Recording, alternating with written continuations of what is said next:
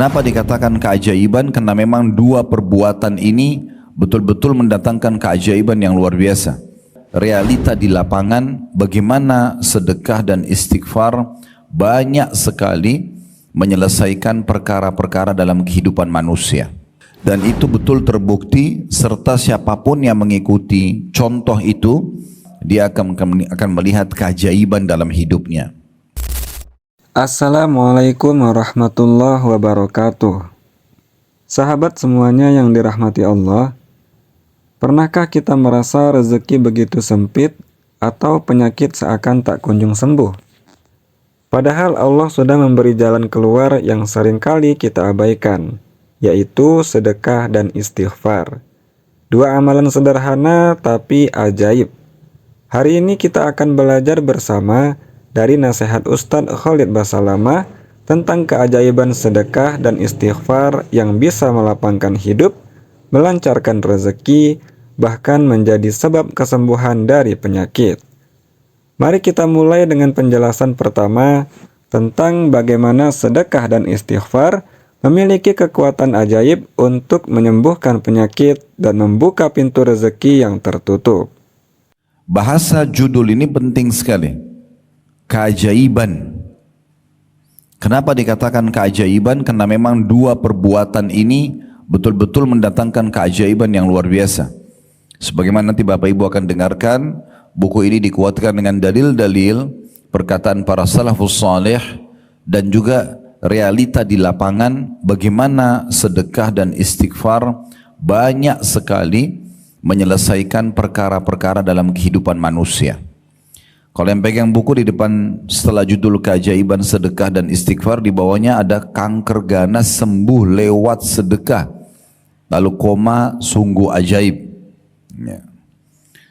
Di situ ada penjelasan, walaupun tulisannya agak kecil. Saya masih membahas covernya dulu ya. Dikatakan seorang kaya raya terserang kanker ganas, sehingga para dokternya memvonis tidak ada jalan kecuali mengamputasi sebagian anggota tubuhnya. Bagi teman-teman di rumah sakit tidak asing dengan kanker ini. Dalam suasana campur aduk antara rasa sakit, harapan sembuh, dan vonis amputasi itu, dalam suatu perjalanan pulang dari konsultasi aktif di rumah sakit, dia tertegun melihat seorang nenek tua renta yang memungut tulang-tulang dan potongan-potongan daging kecil di sebuah tempat pemotongan hewan demi menyambung hidup. Oleh karena itu, dia membantunya dan bersedekah kepadanya. Doa pun terlanturkan dan terpanjatkan dari mulut si nenek untuknya. Hingga ketika beberapa hari kemudian, ketika dia kembali ke rumah sakit menjalani operasi, dokternya terperanjat heran. Apakah Anda berobat ke rumah sakit lain? Maksudnya kisah ini masih bersambung dan ada di lembaran dalam buku ini. Ya. Ini maksudnya supaya salah satu hal yang diangkat oleh penerbit, oleh penulis untuk menjelaskan ini loh pemicu yang bisa Anda nanti dapatkan informasi di dalam. Kisah selanjutnya itu, orang ini lalu ke rumah sakit yang sama. Pada saat akan diadakan operasi dan dicek, ternyata kankernya sudah bersih total. Karena dia mengeluarkan pada saat itu uang semua yang dia miliki di kantong di saat itu. Kemudian dia berikan kepada nenek tersebut dengan niat bersedekah. Akhirnya Allah hilangkan penyakit dia. Kemudian di sebelah kirinya ya, ada keutamaan istighfar juga dikutip ya, oleh penerbit dan penulis ini. Beristighfar adalah pintu ampunan, pintu rezeki, pintu kesembuhan, menurunkan hujan, mendatangkan kemakmuran hidup, bahkan menghentikan kemandulan. Ada sejumlah kisah nyata di sini yang akan membimbing Anda untuk jujur mengatakan maha benar Allah dengan firman-Nya. Beristighfar kepada Rabb kalian, sebagaimana Allah sebutkan dalam surah Nuh ayat 10 sampai ayat 11, terjemahannya, beristighfarlah kepada Rabb kalian, niscaya dia-nya besar kata ganti Allah, akan mengirim hujan kepada kalian dengan lebat, maksudnya untuk memenuhi kebutuhan kalian dengan air itu. Tumbuh-tumbuhan jadi tumbuh, hewan-hewan jadi hidup, manusia jadi hidup. Kemudian membanyakkan atau memperbanyak harta benda dan anak-anak kalian, dan juga menjadikan kebun-kebun, bahkan menciptakan sungai-sungai untuk kalian. Jadi di sini dari cover buku ini Bapak Ibu sudah diberikan secara umum kenapa penerbit menerbitkan buku ini, dan penulis kenapa menulis judul Keajaiban Sedekah dan Istighfar, karena dia nanti penulis akan menceritakan kepada kita kisah-kisah nyata, dan itu betul terbukti, serta siapapun yang mengikuti contoh itu dari rutinnya bersedekah dan seringnya beristighfar, dia akan melihat keajaiban dalam hidupnya. Subhanallah, ternyata betapa besar rahmat Allah bagi hamba-hambanya yang mau berbagi dan memohon ampun. Namun sayangnya masih banyak di antara kita yang meremehkan amalan ini. Padahal semakin sering kita memberi dan beristighfar, semakin luas pula pintu rezeki yang dibukakan oleh Allah. Mari kita simak penjelasan berikutnya dari Ustadz Khalid Basalamah. Dan perlu Bapak Ibu garis bawahi, kita dalam Islam sangat dianjurkan kalau ingin mengerjakan sebuah perintah ibadah. Saya sudah tekankan di pengajian kita yang perdana ya, di bulan lalu. Walaupun kita belum bedah buku pada saat itu, masih tematik. Maka saya titik beratkan, kalau Bapak Ibu ingin mengerjakan ibadah dan rajin mengerjakannya, contoh sholat malam, contoh sholat duha, contoh bersedekah, contoh bakti sama orang tua, jenguk orang sakit, bantu orang susah, dan seterusnya, maka Bapak Ibu mencari tahu janji Allah di ibadah itu. Kalau bahasa ceramah biasanya fadilahnya. Karena Bapak Ibu pastikan tidak ada satupun perintah agama untuk mengerjakan satu perbuatan kecuali pasti ada janji yang akan Bapak Ibu dapatkan. Sholat duha dapat apa, sholat malam dapat apa, sedekah dapat apa, haji dan umroh dapat apa, semua punya keutamaan. Dan pasti Allah kasih. Karena salah satu sifat Allah, innallaha la yukhliful mi'ad. Allah tidak akan pungkiri janjinya. Jadi 9 poin nanti yang akan dibahas itu adalah hal-hal yang Bapak Ibu akan dapatkan dengan mengerjakan sedekah. Dan saya pribadi Bapak Ibu sekalian menyarankan ini ya, coba praktek dengan penuh keyakinan sedekah ini, seriusi. Dan jadikan dia betul-betul sebagai sebuah pendekatan diri kepada Allah Subhanahu wa Ta'ala. Dan tidak main-main memang, betul-betul sedekah ini bisa menambah rezeki. Sedekah bisa menyembuhkan penyakit, sedekah bisa memecahkan perkara-perkara yang sedang membebani kita, yang kita merasa itu adalah sebuah beban hidup. Bapak Ibu kalau hadapin masalah tidak selesai, selain berdoa, cari orang miskin, sedekah. Bahkan nanti akan kita pelajari Bapak Ibu sekalian, sedekah itu bisa meredam murkahnya Allah. Jadi kalau kita buat dosa, kemudian dosa itu pasti akan ada konsekuensi hukuman. Selain kita tobat kepada Allah, sedekah menghilangkan hukuman yang bisa datang karena efek daripada perbuatan pelanggaran kita itu. Kemudian juga di situ ada petunjuk Nabi SAW tentang sedekah dan beberapa contoh daripada sedekahnya Nabi SAW, sedekahnya Abu Bakar, sedekahnya Uthman, sedekahnya Abdullah bin Umar, sedekahnya Aisyah Ummul Mukminin, sedekahnya Ummul Mukminin Zainab binti Jahash, sedekahnya Abu Dahdah, sedekahnya Abu Talha, atau infaknya. Jadi ini contoh-contoh dari sahabat pada saat mereka bersedekah sehingga kita bisa mencontohi mereka. Dan yang terakhir dibahas dalam keajaiban sedekah adalah berobat dengan sedekah. Nah, ini sangat relevansi sekali dengan teman-teman di rumah sakit ini. Saya sarankan apalagi Anda seorang muslim ya, usahakan Bapak Ibu sekalian pada saat kita bertugas, apakah jadi perawat, apakah dokternya sendiri ya, kalau interaksi dengan pasien, maka kita bisa menitipkan pesan dakwah pada mereka. Jadi bukan hanya sekedar tulis resep selesai, periksa selesai, tapi bagaimana justru kita mendakwahi mereka, mengingatkan kalau yang menciptakan kita Allah, yang menciptakan penyakit ini Allah, dan yang bisa menyembuhkan Allah. Yang pertama, kami sarankan Bapak Ibu berdoa kepada Allah, ya, sambil introspeksi diri, muhasabah, beristighfar kepada Allah. Coba dekatkan diri kepada Allah. Kalau ada rezeki, makanan, uang, pakaian, disedekahkan. Niat untuk hilangnya penyakit tersebut, lalu sempurnakan dengan resep ini. Jadi kita dahulukan memperbaiki hubungan dia dengan Allah Subhanahu wa ta'ala. Itu penting. Subhanallah, saya jarang melihat ini terjadi pada orang-orang Muslim.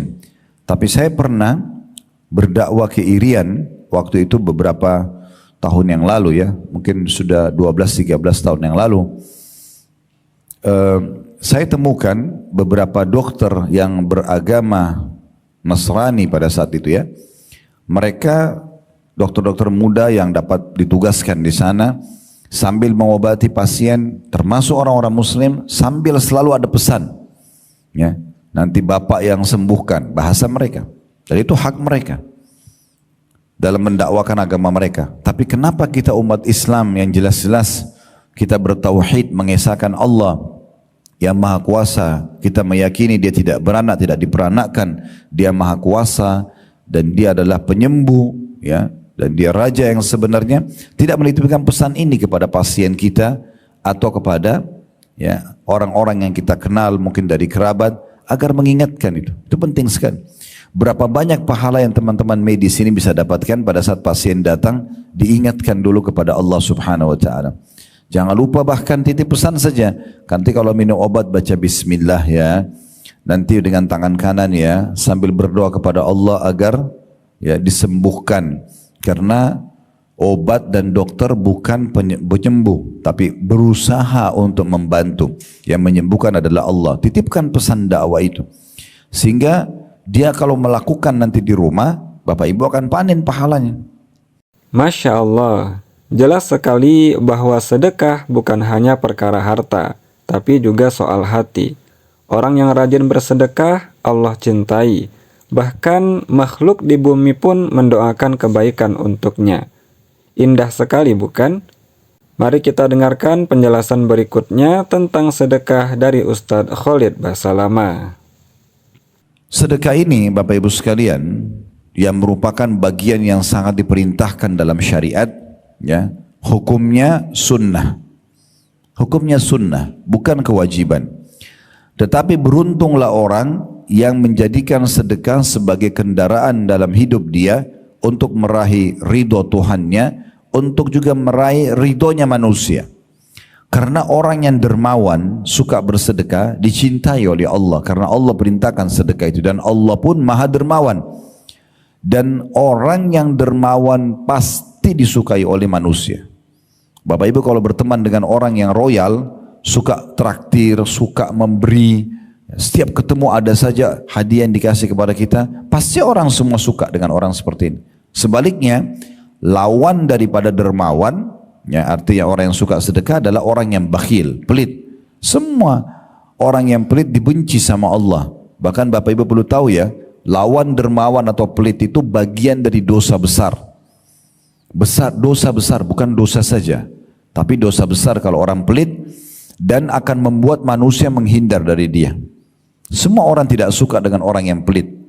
Kalau ada orang mungkin paras wajahnya biasa saja, postur tubuhnya biasa saja, tapi dia sangat dermawan, suka berbagi kepada kita. Bahkan mungkin roti pun yang dia beli satu tetap dibagi dua antara dia sama temannya misalnya. Pastikan orang ini walaupun mungkin kurang secara fisik akan disukai oleh manusia. Dan dia disukai oleh Tuhannya dan akan dapat pahala dengan sedekahnya. Tapi kalau orang cantik, gagah, bahkan punya jabatan yang tinggi pun, tapi kalau dia pelit, bakhil, maka akan dibenci oleh Allah. Karena dosa besar dan dibenci juga oleh manusia. Ya, ini perlu digarisbawahi. Teman-teman kalau ikuti kajian kami, setiap Rabu malam di blog kami itu ada kajian dosa-dosa besar. Salah satu yang disebutkan oleh penulis-penulis buku dosa besar, kami sudah pernah bedah sampai tuntas, kurang lebih 120-an kalau tidak salah dosa besar. Imam Az-Zahabi rahimahullah beliau masukkan salah satu babnya bakhil atau pelit dosa besar. Juga Syekh Muhammad Munajjid dalam buku Al-Kabair beliau juga menyebutkan masalah itu. Syekh Muhammad bin Abdul Wahhab yang sedang kami lanjutkan bedahnya sekarang, buku ketiga yang berlanjut sudah 176 kalau tidak salah dosa besar, juga menyebutkan pelit bagian daripada dosa besar. Karena pernah ada seseorang tokoh masyarakat di masa Nabi SAW itu diangkat menjadi kepala suku. Orangnya tampan, bersih, badannya kekar, berwibawa. Kalau dia pakai baju tuh kelihatan rapi dan punya kedudukan. Diangkat oleh masyarakatnya atau sukunya menjadi kepala suku. Waktu kepala suku yang sebelumnya meninggal, lalu ada beberapa anggota kepala suku itu datang kepada Nabi SAW. Nabi tanya, karena kepala suku mereka meninggal, siapa kepala suku kalian sekarang? Disebutlah Fulan bin Fulan, namanya orang yang tadi tampan, bersih, berwibawa, badannya kekar, pakaiannya rapi, bahkan dia kaya raya. Lalu kata Nabi SAW yang ditanya, bagaimana kepribadiannya? Mereka mengatakan, dia tampan ya Rasulullah, dia rapi, dia bersih, dia wangi, dia kaya, dia berwibawa, hanya saja pelit, gak suka memberi perhitungan. Maka Nabi SAW mengatakan, semua kebaikan tadi, kelebihan fisik, kedudukan, kekayaan, itu Nabi gak bahas. Itu semua hilang hanya karena perkataan anggota sukunya, tapi sayangnya dia pelit. Kata Nabi SAW, penyakit jiwa apa yang lebih berat daripada pelit itu sendiri? Bapak Ibu sudah tahu belum? Pernah di zaman Nabi Muhammad SAW ada seorang bapak ikut sholat bersama Nabi SAW. Namun subhanallah penampilannya, bajunya lusuh, rambutnya kusut, penampilannya kelihatan tidak terawas dan tidak terurus, seperti orang yang susah. Dan ini biasanya terjadi pada orang yang tidak punya harta. Dia tidak ada uang untuk beli baju, tidak ada uang untuk merawat rambutnya, tidak ada uang untuk menyehatkan tubuhnya, misal. Maka Nabi SAW selepas sholat datang kepada orang tersebut. Pertanyaan pertama Nabi begini, kau punya harta enggak? Orang itu mengatakan, ada ya Rasulullah. Nabi tanya, apa harta kamu? Dia bilang, saya punya kuda, saya punya unta, saya punya domba. Di masa itu, ini berarti orang kaya. Apa kata Nabi SAW? Kalau begitu, mana kamu dari bekas nikmat Allah pada dirimu? Allah enggak suruh kau pakai baju begini, enggak suruh rambutmu berantakan begini. Allah mau kau perlihatkan nikmat Allah pada dirimu. Pakai baju yang layak, sisir rambut yang rapi, ya, tubuh yang segar, penampilan yang bagus. Jangan biarkan citra nama baik kita rusak. Orang lain menilai karena kita tidak bisa merawat diri kita. Kenapa teman-teman sekalian Allah berikan kita rasa gerah, dan di saat kita lagi gerah gak nyaman? Kenapa Allah berikan kita perasaan kalau mandi segar? Bahkan ide kita jadi lebih brilian, kita jadi lebih percaya diri ketemu sama orang, agar kita selalu mandi, jaga kebersihan itu. Karena Allah mau kita selalu dalam kondisi bersih, rapi, menunjukkan nikmat Allah Subhanahu wa taala. Alhamdulillah, kalau tadi kita sudah tahu keutamaannya, nah pertanyaannya, kepada siapa sedekah paling utama kita berikan? Ini penting, agar amalan kita tepat sasaran, sesuai yang diajarkan Rasulullah SAW. Sebelum lanjut, coba tulis di kolom komentar, menurut kalian, sedekah paling afdol itu diberikan kepada siapa dulu? Mari kita simak penjelasan selanjutnya dari Ustadz Khalid Basalamah tentang orang-orang yang paling afdol untuk menerima sedekah dari kita. Dan sedekah yang paling afdol adalah sedekah pada diri sendiri. Diri sendiri, kita mulai dari diri kita. Ya. Kata Nabi SAW kepada seorang sahabat yang pernah mengatakan, ya Rasulullah, saya punya harta, dirham. Kalau kita sekarang uang, duit saya ada. Siapa orang yang paling pantas saya sedekahkan? Kata Nabi SAW, dirimu dulu. Diri kita sendiri.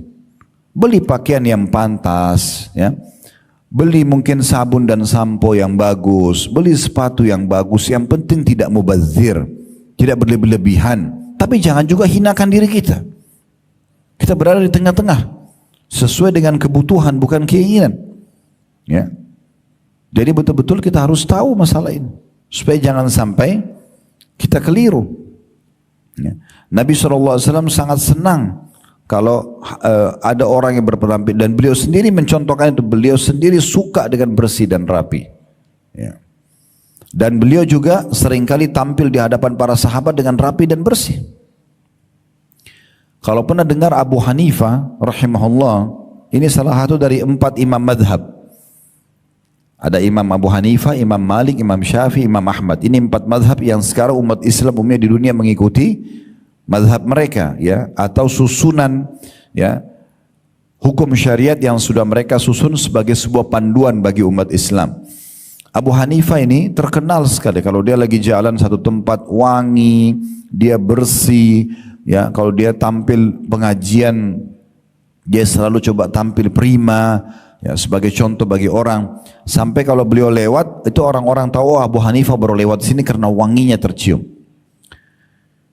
Abu Hanifah ini pernah habis sholat, dia temui ada satu orang di masjidnya yang sama tadi, mirip dengan kejadian Nabi. Orangnya agak kusut penampilannya, kurang rapi. Lalu kata kata Abu Hanifah, coba kamu pergi ke sejadah saya di mihrab. Kebetulan Abu Hanifah imam masjid di situ. Beliau mengatakan pada orang itu, coba kamu ke mihrab, angkat sejadah saya, di bawahnya ada sebuah kantong, bawa ke sini. Maka orang itu datang ke sana, diambil kantong tersebut lalu dia bawa. Rupanya isinya uang cukup banyak. Maka kata Abu Hanifah, ambillah, perbaikin hidupmu. Sebagai sedekah dari Abu Hanifah. Orang itu mengatakan, wahai imam, kalau imam gitu kita sekarang kiai, ustadz, ya. Wahai imam, saya orang kaya. Abu Hanifah heran, kau orang kaya, tapi kenapa penampilanmu seperti ini? Lalu kata Abu Hanifah menyebutkan hadis Nabi SAW, Inna Allah yuhibbu an yara athara ni'amih ala abdi. Allah suka melihat bekas nikmat pada hambanya. Jadi itu dulu yang perlu diperhatikan. Sedekah penting untuk diri sendiri. Yang penting jangan berlebihan, dan ingat sumbernya halal. Kemudian yang kedua, mulai dengan orang-orang yang terdekat kepada kita. Karena sahabat tadi bilang, waktu dia bilang, ya Rasulullah, saya punya harta, saya punya dirham, siapa yang paling layak saya sedekah? Kata Nabi SAW, dirimu sendiri. Lalu dia bilang, kalau saya masih punya lagi, sudah selesai, kebutuhan saya sudah terpenuhi. Kata Nabi SAW, anakmu. Lalu dia mengatakan, kalau saya masih punya, istrimu. Kalau saya masih punya, pembantumu. Kalau saya masih punya, kata Nabi SAW, engkau lebih tahu setelah itu. Jadi memang bab sedekah ini adalah bab yang diperintahkan sekali dalam agama Islam. Untuk diri kita, untuk lingkungan kita. Dan sebagaimana saya bahasakan tadi, teman-teman kita kalau terbiasa sedekah, pahalanya besar melimpah. Nah, sebagaimana tadi garis besar sudah saya bacakan daftar isi, apa yang kita dapatkan kalau sedekah. Ya. Yang paling sederhana, semua yang Bapak Ibu keluarkan akan bernilai ibadah di sisi Allah Subhanahu Wa Taala karena sedekah perintah. Dan yang kedua, pasti Allah ganti. Pasti Allah ganti. Salah satu dari 9 poin itu ada, pasti Allah mengganti sedekah kita. Kalau Bapak Ibu ingin memperhatikan dalilnya, ada disebutkan dalam surah Saba, surah nomor 34 ayat 39. Potongan ayat, wa ma anfaqtum min syai'in fahuwa yukhlifu. Yang kalian keluarkan di jalan Allah pasti akan diganti. Ini masalah sedekah. Nah, mulai sekarang teman-teman coba jadikan sedekah sebagai sebuah program hidup. Sehingga kita meraih pahalanya, kita meraih balasannya, Allah akan gantikan. Dan mulai dari diri kita, kemudian orang-orang di sekitar kita. Ingat, orang yang dermawan dicintai Allah, sebaliknya, lawan dermawan orang yang pelit dibenci oleh Allah, bahkan bagian daripada dosa besar. Subhanallah, sahabat semuanya yang dirahmati Allah, begitu jelas bahwa sedekah dan istighfar bukan hanya ibadah, tapi jalan keluar dari banyak masalah hidup kita. Dari sempit jadi lapang, dari sakit jadi sehat. Semua itu janji Allah, bukan sekedar kata-kata. Maka mari kita amalkan dengan konsisten, karena yang Allah inginkan dari kita bukan banyaknya harta yang diberikan, tapi keikhlasan hati dalam memberi. Semoga kita dimudahkan untuk jadi hamba yang dermawan dan lisannya ringan beristighfar. Dan semoga Allah memberikan kesehatan, kelapangan rezeki, serta rahmatnya kepada Ustadz Khalid Basalamah atas ilmu yang beliau sampaikan. Amin ya rabbal alamin. Insya Allah kita bertemu lagi di video selanjutnya. Jazakumullahu khair. Wassalamualaikum warahmatullahi wabarakatuh.